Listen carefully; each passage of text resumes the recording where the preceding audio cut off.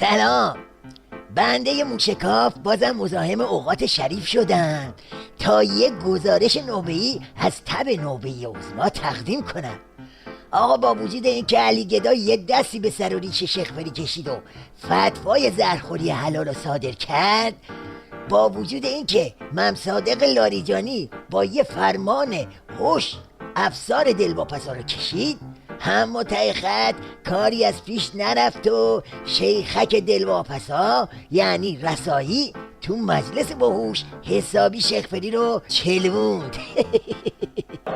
هفته گذشته رئیس جمهور محترم برای چندمین بار در حالتی عصبانی و منتقدان آرام خود را نواخت و بعد از آن که آنها را کم سواد و بی سواد و بی شناسنامه و تغذیه شوندگان از جای خاص خطاب کرده بود، این بار آنها را بزدل سیاسی و ترسو نامید و به جهنم رفتن حواله داد.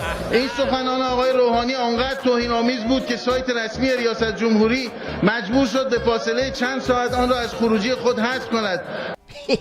یواش بابا، تو که ولایت مداری رو رنده کردی که این همه علی گدا روزه خون که قضیه رو ماسمالی کنه، بعد تو اینجوری رئیس جمهور اعتدال منش نظام و اونم وسط مجلس دراز میکنی. بابا مصلحت نظام چی میشه پس؟ نمیگی موشکاف اینجا نشسته شکاف نظام رو رصد میکنه؟ خب حالا مگه چی شده؟ ولی امر مسلمین جهان گفت نرمش قهرمانانه. شیخ فری هم یه سال داره چیکار میکنه؟ نرمش میکنه دیگه. در طول یک سال ریاست جمهوری و مذاکره دولت تدبیر و امید با آمریکا کم تحقیر نشدیم که بر خود نلرزیم، هم تحقیر شدیم و هم بیشتر تحریم. آقای روحانی، منتقدین خود را به جهنم رفتن حواله کرده اید. اگر ما به جهنم برویم آیا مشکلاتی که با سیاست‌های انفعالی شما برای مردم به وجود آمده کاسته می شود؟ کاسته میشه چیه؟ اگه هم شما با علی گدا، هم کوسه و شیخ فری و باقی اوباش حکومتی همتون اجماعاً به درک واصل بشید، اون وقت مشکلات مردم کلن حل میشه. تصمیمتو بگیر، بالاخره میری جهنم یا بفرستمت؟ دولت آقای روحانی همه تخم مرغ‌های خود را در سبد مذاکرات با 5+1 گذاشت و به امید وعده‌های سرخرمن جانی‌هایی مانند جانکری از اقتصاد مقاومتی یا اتکای به جوانان غفلت کرد. دولت دلش را خوش کرد که دیوار تحریم‌ها کوتاه‌تر شده، اما امروز قضاوت ما منتقدین دلسوز شما هیچ.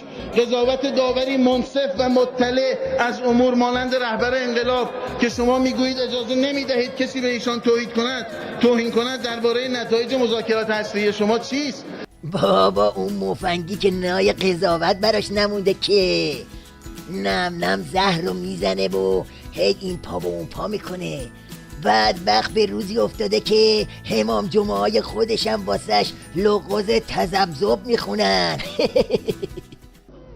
ما در این مذاکراتی که با آمریکایی‌ها داشتیم 2 ضرر هم کردیم. ضرر اول این بود که ممکنه تعدادی از ملت‌ها تصور بکنن ما دچار تذبذبیم، یعنی از یک سو موضع داریم در مقابل آمریکا، از سوی دیگر با آمریکا مذاکره میکنیم. ممکنه چون این ذهنیتی برای ملت‌ها به وجود بیاد. اینو من عرض میکنم گرچه مواضع قاطع رهبری جلوی چون این احتمالی را هم گرفت. و نکته دوم که به ضرر ما تمام شد این بود که آمریکا در پرتو این مذاکرات خواسته های دیگری را آورد رو میز گذاشت و مطرح کرد. بفرما، اینم داره از یک بامود و هوای علی گدا میناله. ظاهرا بدجوری گوگیجه گرفته. میگه اینقدر این علی گدا ورجه بورجه زلیلانه میکنه که ما خودمونم نفهمیدیم بالاخره مذاکره بکنیم یا نکنیم.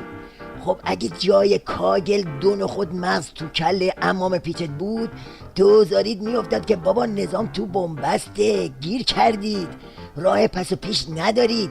واسه همینه که از علی گدا تا پایین همه حالت پاندونی پیدا کردن و هی این برا اون بر میرن تا روزی که کل نظام بره تو زباله دونی. همچنان به این وضعیت تذبذب گرفتارید. از ما گفتن بود.